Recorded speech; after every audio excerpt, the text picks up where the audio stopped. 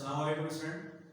Previous classes में हमने जो है वो बोहर एटॉमिक मॉडल के बारे में पढ़ा था और बोहर की जो हमने nth रेडियस था ऑर्बिट का, उसको भी हमने कैलकुलेट कर लिया था। एनर्जीज को भी हमने कैलकुलेट कर लिया था और उसकी कुछ लिमिटेशंस और ड्रॉबैक से उसको भी हमने पढ़ लिया था। ठीक है, अब हम जो पढ़ने के लिए जा रहे हैं वो हम एक बहुत ही मोस्ट इंपॉर्टेंट टॉपिक पढ़ने के लिए जा रहे हैं और वो टॉपिक ये है स्पेक्ट्रम।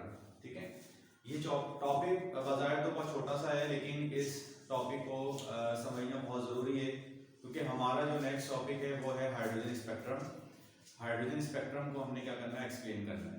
क्योंकि जो हमारा रदरफोर्ड एटॉमिक मॉडल था, रदरफोर्ड एटॉमिक मॉडल के अंदर जो डिफेक्ट था वो यही था कि रदरफोर्ड के मुताबिक आपका जो एटम है वो कंटिन्यूस स्पेक्ट्रम देता है, जबकि रियल में जो आपके पास एटम्स का स्पेक्ट्रम आता था वो डिस्क्रीट आता था। ठीक है, अब ये वाला जो पॉइंट है, जो डिफेक्ट है, अब बोहर ने उस डिफेक्ट को कैसे रिमूव किया। ठीक है, प्रीवियस क्लासेस के अंदर हमने उसके पॉस्टुलेट्स तो पढ़ लिए थे कि ये पॉस्टुलेट्स हैं। आज की क्लास में हम ये पढ़ेंगे कि किस तरह से जो है बोहर ने उस इफेक्ट को, जो डिफेक्ट था डिस्क्रीट और कंटिन्यूस वाला, उसको कैसे एक्सप्लेन किया। तो उसको पढ़ने से पहले स्पेक्ट्रम वाला कॉन्सेप्ट आपको जो है वो अच्छी तरह से समझ में आ जाना चाहिए। सबसे पहले देखें स्पेक्ट्रम को देख लेते हैं क्या है। अच्छा, ये वाला जो टॉपिक है ना, ये आमतौर पर मैट्रिक क्लास का टॉपिक है, तो इसको हम ज़्यादा डिटेल में जो है वो पढ़ने की जरूरत नहीं है। सबसे मुख्तसर करके बताया था। देखिए, मिसाल के तौर पर आपने क्या किया, ये वाइट लाइट आ रही है आपके पास, ये रेज आ रही है। आपने पता करना है कि ये जो रेज हैं इनके कंपोनेंट्स क्या हैं। ये जो रेज आ रही है, वाइट रे आ रही है, क्या ये सिर्फ वाइट ही है, इसमें वाइट ही कलर है, या कोई और भी कलर मौजूद है। तो आप क्या करेंगे, इसके लिए इस लाइट को प्रिज्म में से पास करेंगे, और जब प्रिज्म में से पास करेंगे तो आपको नजर आएगा कि ये जो प्रिज्म है, प्रिज्म क्या करता है, ये वाइट लाइट जिन जिन कॉम्पोनेंट से मिलकर बनी हुई होती है, जिन जिन कॉम्पोनेंट से मिलकर बनी हुई होती है, तो प्रिज्म का काम ये होता है कि ये इनको इसके कॉम्पोनेंट कलर में क्या कर देती है, ब्रेक कर देती है। ठीक है, अच्छा, अब ब्रेक करने के बाद स्क्रीन के ऊपर जो ये डिस्प्ले आता है, इस डिस्प्ले को हम कहते हैं कि ये हमारे पास क्या है, ये हमारा स्पेक्ट्रम है। ठीक है, तो स्पेक्ट्रम होने के तौर पे क्या है, स्पेक्ट्रम जो है विजुअल डिस्प्ले। ठीक है, और dispersion of component of white light pass through the prism, यानी आपने प्रिज्म लिया, प्रिज्म में से आपने व्हाइट लाइट पास की, व्हाइट लाइट पास करने के बाद जो भी उसमें से निकल रहा है, जो भी आपको नजर आ रहा है, तो वो आपका क्या कहलाएगा, एक तो विजुअल डिस्प्ले कहलाएगा। और डिस्पर्जन ऑफ कंपोनेंट, जिन जिन कंपोनेंट से मिलके बना हुआ था, प्रिज्म ने उसको क्या कर दिया, ब्रेक कर दिया। तो ये जो आपको नजर आ रहा है, इसको हम क्या कहते हैं, स्पेक्ट्रम कहते हैं। अच्छा, अब इस स्पेक्ट्रम में देखें, इसकी जो रेंज होती है वो तकरीबन 4000 एंगस्ट्रॉम से लेके और तकरीबन जो है वो 8000 एंगस्ट्रॉम के दरमियान होती है। ठीक है, अब इसमें जो कॉन्सेप्ट हमें सीखना है वो सीखना है कि बाज़ाहिर तो आपको ये लग रहा है कि इसके अंदर जो है वो ये चंद एक वेवलेंथ इसके अंदर मौजूद है। ठीक है, ये 7 आपको कलर नजर आ रहे हैं, आपको लगेगा कि इसके अंदर सिर्फ 7 ही कलर मौजूद है, लेकिन प्रैक्टिकली इसके अंदर जो है वो इनफाइनाइट कलर्स मौजूद है। इसके अंदर क्या आपके पास इनफाइनाइट कलर मौजूद है। इनफाइनाइट कलर का मतलब क्या है, इनफाइनाइट कलर का मतलब ये है कि देखें, ये जो आपके पास एनर्जी आ रही है, और ये प्रीवियस क्लासेस मैंने आपको बताया था कि जब भी एनर्जी आती है, एनर्जी को जो हम कैलकुलेट करते हैं, उसको मेजर करते हैं, तो इन टर्म ऑफ वेवलेंथ करते हैं। ठीक है, अगर हमारे पास सिर्फ एक रेड कलर आ रहा है, जैसे मिसाल के तौर पर ये मेरे पास रेड मार्कर है और ये सिर्फ रेड कलर है, अब ये जो रेड कलर है, ये जो कलर इमिट कर रहा है, ये सिर्फ एक ही कलर इमिट कर रहा है, इसके अंदर एक ही वेवलेंथ है। ये नीला रंग है, ब्लू कलर है, तो ये जो आपको कलर इमिट कर रहा है, ये कलर सिर्फ नीला इमिट कर रहा है। ठीक है, लेकिन यहाँ स्पेक्ट्रम में आपको देखें, यहाँ पर आपके पास रेड है। अब रेड जो आपको नजर आ रहा है, इस रेड के अंदर एक डार्क रेड भी होगा, तो जो डार्क रेड होगा उसकी अपनी एक वेवलेंथ होगी, फिर एक ऐसा भी होगा लाइट रेड भी होगा, तो लाइट रेड की भी अपनी एक वेवलेंथ इसमें निकल रही होगी, एक होगा बहुत ही लाइट होगा। ठीक है, तो इसका मतलब यह है कि यहाँ पर 8000 वाली लाइट भी मौजूद है, 8001 वाली मौजूद है, 8002 वाली मौजूद है, 8003 वाली मौजूद है, 8004 वाली मौजूद है, और इस तरह कर कर यहाँ पर जो है वो इनफाइनाइट ना महदूद आपके पास जो है वो रेज इसके अंदर से इमिट होती हुई नजर आ रही है। तो ऐसा स्पेक्ट्रम जिसके अंदर क्या हो, जिसके अंदर क्या हो, ऑल वेवलेंथ्स आपके पास क्या मौजूद, ऑल वेवलेंथ्स ऑल वेवलेंथ आपके पास क्या मौजूद हो, तो ऐसे स्पेक्ट्रम को हम क्या कहते हैं, कंटिन्यूस स्पेक्ट्रम कहते हैं। ये हमारे पास क्या है, कंटिन्यूस है। अच्छा, अब ये जो कंटिन्यूस और डिस्क्रीट है, एक डिस्क्रीट कहलाता है, उसको भी आपको पढ़ाता हूँ। तो इसको जो है आपने इस कॉन्सेप्ट को समझना जरूरी है। देखें ये कंटिन्यूस है, कंटिन्यू देखिए ये आपके पास एक रैम बना रहा है, ठीक है। ये जो रैम है ना ये कंटिन्यूस है। कंटिन्यूस होने का मतलब क्या है कि यहाँ आपको आप हर जगह चल सकते हैं, हर जगह आप क्या हो सकते हैं, मौजूद हो सकते हैं। तो ये कॉन्सेप्ट है किसका, कंटिन्यूस का, ठीक है। लेकिन ये अगर आपको ये सीढ़ियां नजर आ रही है, तो ये सीढ़ियां आपके पास क्या है, ये सीढ़ियां आपके पास क्या है, डिस्क्रीट है। ये सीढ़ियां आपके पास क्या है, डिस्क्रीट है। और डिस्क्रीट होने का मतलब क्या है, आप सिर्फ स्पेसिफिक जगहों पर ही मौजूद होते हैं। आप यहाँ मौजूद हो सकते हैं, आप यहाँ मौजूद हो सकते हैं, आप यहाँ मौजूद हो सकते हैं। एक टाइम के अंदर ऐसा नहीं हो सकता कि आप बीच में कहीं इस तरह करके मौजूद हैं, यहाँ कहीं पर भी आप मौजूद नहीं हो सकते। तो इसका मतलब क्या है कि ये जो आपको चीज नजर आ रही है, यहाँ पर आप स्पेसिफिक जगहों पर मौजूद हैं, और यहाँ पर आपका क्या है, आप हर जगह पर मौजूद हैं। तो ये कॉन्सेप्ट है किसका, कंटिन्यूस और डिस्क्रीट का। अच्छा, कंटिन्यूस को एक और एग्जांपल से समझ लेते हैं। जैसे पानी है, नल आपने खोला, उसमें से जो पानी आ रहा है, वो पानी जो आ रहा है वो कंटिन्यूस है, ठीक है। वही आपने क्या किया, आपने ड्रॉप लिया, ड्रॉपर लिया, ड्रॉपर में से एक आपने एक की बॉटल में से ड्रॉप किया, तो वो आपके पास क्या डिस्क्रीट है। तो डिस्क्रीट का मतलब क्या होता है, डिस्क्रीट का मतलब क्या होता है, स्पेसिफिक, खास खास, चंद खास खास। और कंटिन्यूस का मतलब क्या होता है, ऑल वेवलेंथ, ठीक है। ये बहुत मोस्ट इंपॉर्टेंट कॉन्सेप्ट है। इसी कॉन्सेप्ट को यूज करते हुए बाहर में आगे एक्सप्लेनेशन दी थी, इसलिए ये मैंने आपको बताया, ठीक है। तो ये हमारे पास हो गया कंटिन्यूस स्पेक्ट्रम, ठीक है। इसके बाद अब हम जो है वो पढ़ते हैं कौन सा स्पेक्ट्रम, डिस्क्रीट स्पेक्ट्रम। अब यहां पर देखिए स्टूडेंट, अब जैसे मिसाल के तौर पर आमतौर पर हम जब सुबह के टाइम बाहर निकलते हैं तो स्ट्रीट लैंप्स लगे होते हैं। तो स्ट्रीट लैंप के अंदर हमें नजर आता है कि भाई कुछ लाइट ऑरेंज और येलो लाइट होती है जो उसके अंदर से क्या हो रही होती है, इमिट हो रही होती है। तो हमने क्या किया, ये आपने वो जो लाइट आ रही थी उस लाइट को आपने यहाँ पे एक सीट लगा दिया, और सीट इसलिए लगाया ताकि वो हर जगह डिस्पर्स ना हो। और इन दो लाइट को, लाइट जो आ रही थी वाइट लैंप से, उसको आपने क्या किया, प्रिज्म में से पास किया। जैसे ही आपने पास किया तो अब यहाँ पर हमारे पास क्या है, यहाँ आपको सिर्फ और सिर्फ दो वेवलेंथ नजर आ रही है, दो कलर आपको क्या हो रहे हैं, नजर आ रहे हैं। अब ये दो कलर आपको नजर आ रहे हैं, अब इस दो कलर का मतलब क्या है, दो कलर का मतलब क्या है, सपोज अगर ये वेवलेंथ है, फर्स्ट करें अगर ये 7000 की वेवलेंथ है, ठीक है, और ये हमारे पास जो है वो 7500 की वेवलेंथ है, तो आप इन दोनों में देखें। इसके बाद 7000 के बाद 7001 वाली भी से, 7002 वाली भी से, 7003 वाली भी से, सारी वेवलेंथ आपके पास क्या है, मिस है। लेकिन इसके अंदर सिर्फ स्पेसिफिक वेवलेंथ आपको नजर आ रही है, चंद एक स्पेसिफिक वेवलेंथ नजर आ रही है। तो ये जो स्पेक्ट्रम आपको नजर आ रहा है, ये तो आपका स्क्रीन है। अब जब आप इसको इस तरह करके देखेंगे, यहाँ देखेंगे, तो यहाँ आपको चंद एक लाइन नजर आएगी। यहाँ क्या होगा, पूरा डार्क होगा, यहाँ आपको कुछ भी नजर नहीं आ रहा होगा। यहाँ आपके पास क्या होगा, डार्क होगा, यहाँ आपके पास क्या होगा, डार्क होगा, और यहाँ पर सिर्फ चंद एक स्पेसिफिक वेवलेंथ नजर आ रही है। लेकिन जबकि कंटीन्यूअस स्पेक्ट्रम में क्या होगा, कंटीन्यूअस स्पेक्ट्रम आपने देखा है कि यहाँ से आपका जो है वो रेड कलर स्टार्ट होगा, रेड कलर के बाद यहाँ आपका वायलेट आ जाएगा, और फिर जब आप यहाँ देखेंगे तो यहाँ पर सारे कलर मौजूद हैं। यहाँ पे क्या आपके सारे कलर मौजूद होंगे, ऐसे नहीं कि बीच में कोई गैप है या कोई चीज है। तो ये आपके पास क्या कहलाता है, इसको हम कहते हैं यहाँ तक बिल्कुल कंटीन्यूअस स्पेक्ट्रम है। तो इसका मतलब ये हुआ कि हमारे पास जो कंटीन्यूअस स्पेक्ट्रम होगा वहां पर कोई जो है वो स्पेस मौजूद नहीं होगी, कोई डिमार्केशन नहीं होगी, नो डिमार्केशन, यानी बीच में कोई गैप आपको नजर नहीं आएगा, कोई स्पेस आपको नजर नहीं आएगी। जबकि आपके पास जो डिस्क्रीट स्पेक्ट्रम होगा या लाइन स्पेक्ट्रम होगा, उसके अंदर आपको नजर आएगा कि यहाँ पर जो है वो क्या है, यहाँ पर क्या है आपके पास जो है वो चंद एक वेवलेंथ मौजूद है, और बीच में आपको जो है वो गैप भी नजर आ रहा है, यानी यहाँ पर आपको ये खाली है, ये एक वेवलेंथ हुई है। अब ये कॉन्सेप्ट से ध्यान में रखिएगा कि जो डिस्क्रीट स्पेक्ट्रम होता है, डिस्क्रीट स्पेक्ट्रम में चंद एक वेवलेंथ क्या होती है उसके अंदर मौजूद होती है, ठीक है।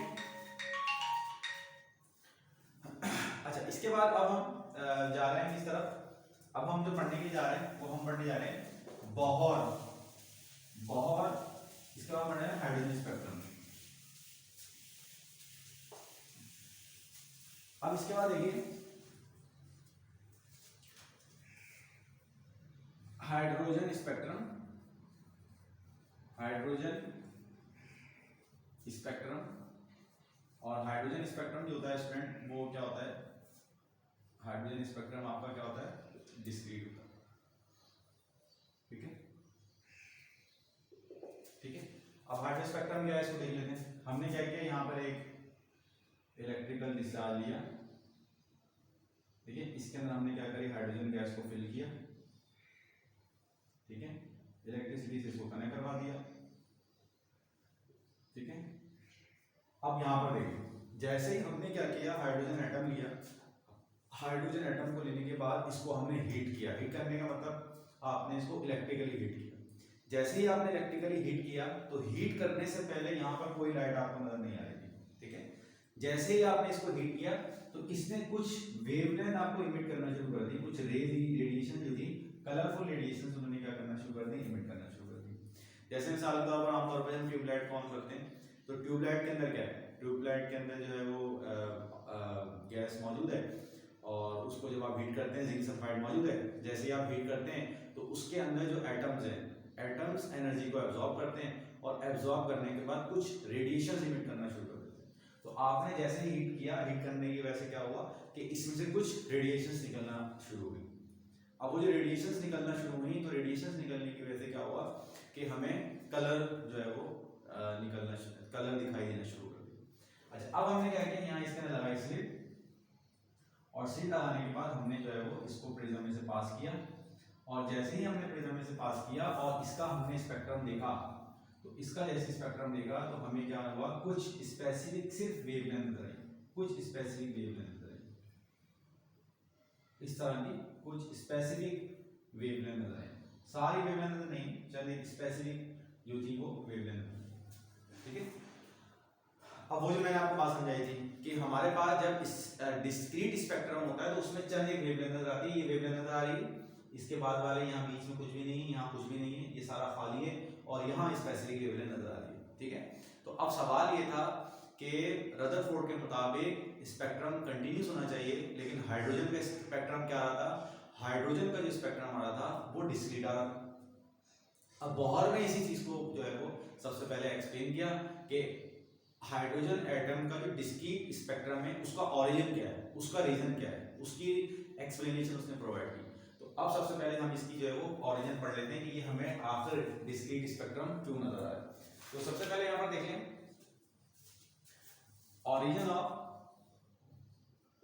Origin of hydrogen spectrum.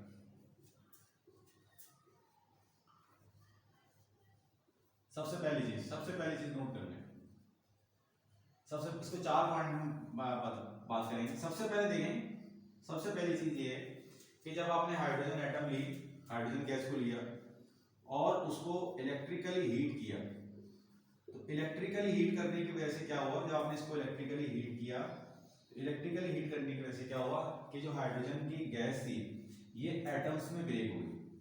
Hydrogen atom ये कन्वर्ट हो गई किसके अंदर, हाइड्रोजन एटम के अंदर, कन्वर्ट इनटू हाइड्रोजन एटम।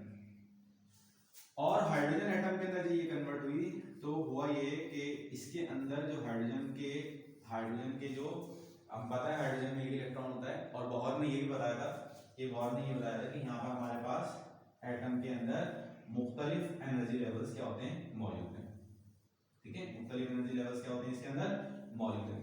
अब जैसे ही आपने क्या किया, हाइड्रोजन के एटम को हीट किया, तो हाइड्रोजन के एटम को जैसे ही आपने हीट किया तो हीट करने की वजह से क्या हुआ कि जो एटम थे, हाइड्रोजन के इलेक्ट्रॉन थे, ये हाइड्रोजन के इलेक्ट्रॉन क्या हुए आपके एक्साइट हो गए, यानी इलेक्ट्रॉन एनर्जी गेन करने के बाद मुख्तलिफ एनर्जी लेवल्स के अंदर क्या हुआ, एक्साइट हो गए, ठीक है। तो आपने जैसे ही इलेक्ट्रिकली हीट किया हाइड्रोजन एटम को, कन्वर्ट हो गया किसके अंदर, एटम के अंदर, और एटम्स गेट एक्साइटेड और एटम क्या हुआ, एक्साइट हो गए। अब एक्साइट होने का मतलब क्या है, एक्साइट होने का मतलब क्या है कि एटम्स ने क्या कर लिए, एनर्जी इज एब्जॉर्ब, हाइड्रोजन ने क्या किया है, इलेक्ट्रॉन ने क्या किया है, अपने अंदर एनर्जी को एब्जॉर्ब कर लिया, ठीक है। पहली चीज हो गई। तो पहली बात आपको समझ आ गई कि हमारे पास क्या था कि हाइड्रोजन का जो एटम था उसके अंदर इलेक्ट्रॉन्स थे, उनको एनर्जी मिली, एनर्जी मिलने के बाद वो हायर एनर्जी लेवल के अंदर जो गए वो एक्साइट हो गए। और यही बोहर ने अपने पॉइंट्स के अंदर बताया था कि इलेक्ट्रॉन को जब यहाँ से यहाँ के बराबर एनर्जी मिलेगी तभी वो क्या होंगे, आपके एक्साइट होंगे और तभी वो क्या करेंगे, एनर्जी को एब्जॉर्ब करेंगे। ठीक है। अच्छा, अब आपको पता है कि फर्स्ट करिए इलेक्ट्रॉन मिल गया।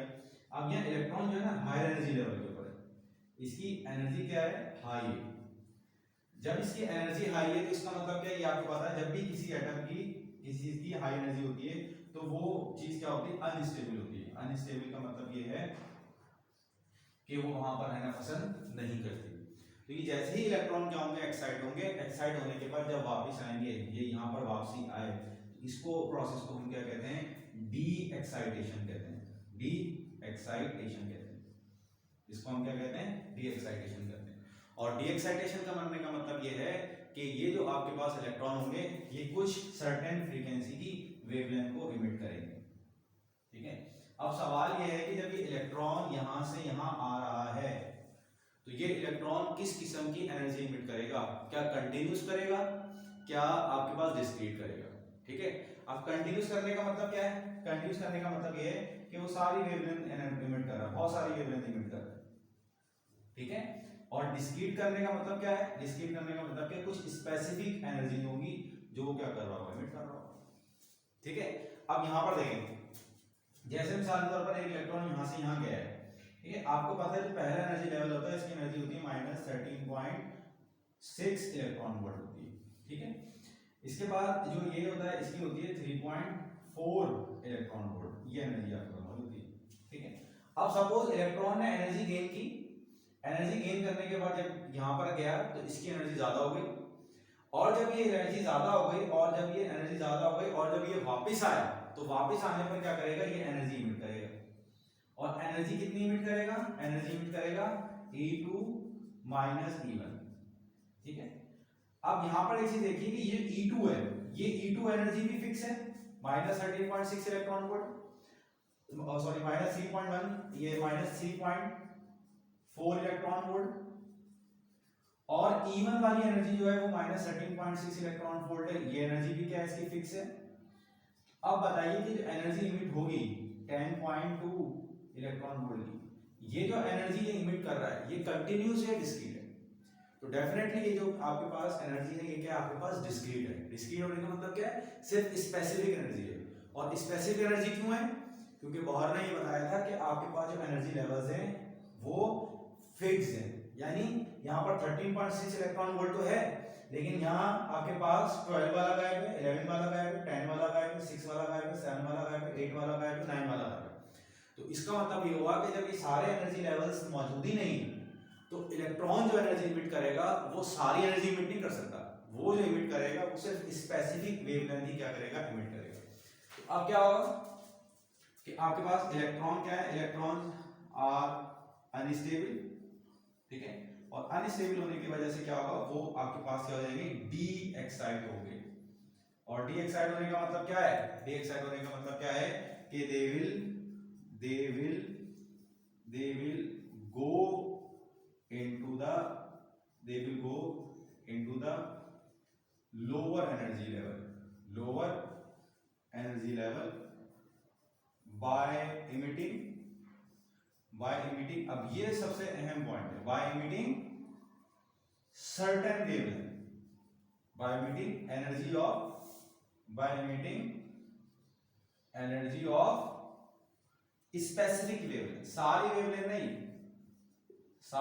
नहीं, सिर्फ स्पेसिफिक वेवलेंथ। और स्पेसिफिक वेवलेंथ का मतलब क्या है, स्पेसिफिक वेवलेंथ का मतलब क्या है, ये जो स्पेक्ट्रम होगा ये डिस्क्रीट होगा। तो ये बॉहर ने एक्सप्लेनेशन दी कि जब भी आपके पास क्या होगा, कोई इलेक्ट्रॉन एनर्जी गेन करने के बाद हायर एनर्जी लेवल पर जाएगा, हायर एनर्जी लेवल पर जाने के बाद वहां पर वो अनस्टेबल होगा, वापस आएगा, एनर्जी इमिट करेगा, और वो एनर्जी कंटिन्यूस नहीं होगी, वो डिस्क्रीट होगी, क्योंकि दोनों का एनर्जी लेवल फिक्स्ड है। तो फिक्स एनर्जी क्या होगी उसके अंदर इमिट होगी। ठीक है। अब हमने मुख्तलिफ लाइंस, ये जब हाइड्रोजन का स्पेक्ट्रम हमने पढ़ा तो मुख्तलिफ जो है वो हमें लाइन जो हुई वो हमारे पास क्या हुई, इमिट हुई। तो इसके लिए जो था उन्होंने एक फार्मूला सजेस्ट किया। वो फार्मूला क्या था, वो फार्मूला हम क्लास में ड्राइव भी कर चुके हैं, y = Rydberg constant 1/n1 square - 1/n2 square इसके जरिए आप क्या कर सकते हो कि जो भी आपकी एनर्जी इमिट हो रही है उस एनर्जी के इमिशन का जो है आप वेवलेंथ बता सकते हो कि अगर फर्स्ट करें यहाँ से यहाँ इलेक्ट्रॉन आ रहा है तो वो कितनी एनर्जी होगा वो इमिट करेगा। अब इसी चीज़ को जो है वो हम पढ़ेंगे कि जब भी आपका एक इलेक्ट्रॉन एक्साइट होता है, एक्साइट होने के बाद जब वो डी एक्साइट होता है तो कितनी एनर्जी इमिट करता है। ठीक है, तो इसके अंदर आपको मुख्तलिफ साइंटिस्ट ने मुख्तलिफ जो थी वो वेवलेंथ की सीरीज जो थी वो ऑब्जर्व की थी। तो जिस साइंटिस्ट ने जो सीरीज ऑब्जर्व की तो उसको वो नाम दे दिया गया। तो इसी को अब हम जो है वो आगे मज़ीद पढ़ेंगे कि किस तरह से मुख्तलिफ साइंटिस्ट ने मुख्तलिफ एनर्जीज के बारे में जो है कैलकुलेशन की। ठीक है।